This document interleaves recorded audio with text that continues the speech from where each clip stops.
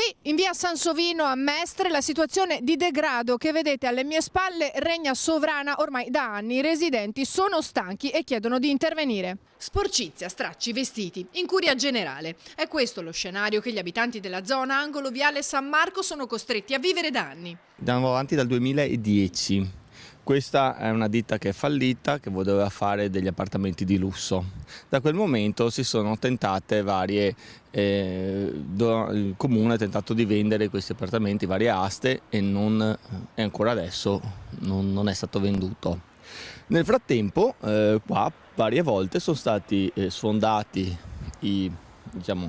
questi guardrail qua, e la gente, ci sono persone che vanno anche dentro a dormire naturalmente, no? Perché fuori del freddo un po' si sta male. Io chiedo che venga ripristinata la recinzione, chiedo che venga fatto un po' di ordine dentro, che vengano tolti il materiale inquinante che è sul terreno, e chiedo che venga fatta un'indagine su chi ha fatto i lavori su quella casa, su quell'edificio storico. Questo però non è l'unico problema della zona, basta fare qualche metro in più proprio in viale San Marco e il degrado continua. Anche la situazione qui nel parco d'Aglio non è certo tra le migliori, perché? Perché intanto vorrei far notare come i bambini giocano in questo degrado. Vedete che qua ci dovrebbe essere un pavimento fatto apposta e ormai è distrutto da diversi anni.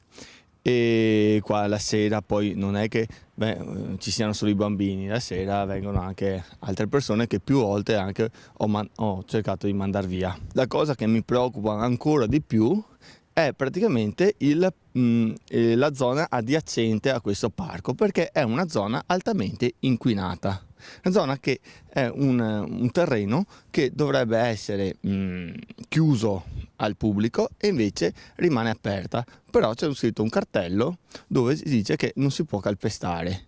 Allora io chiedo quali sono le priorità. Secondo me la priorità è la salute dei cittadini. Chiedo alla Regione che finanzi maggiormente questo, perché qua siamo la terra dei fuochi del nord.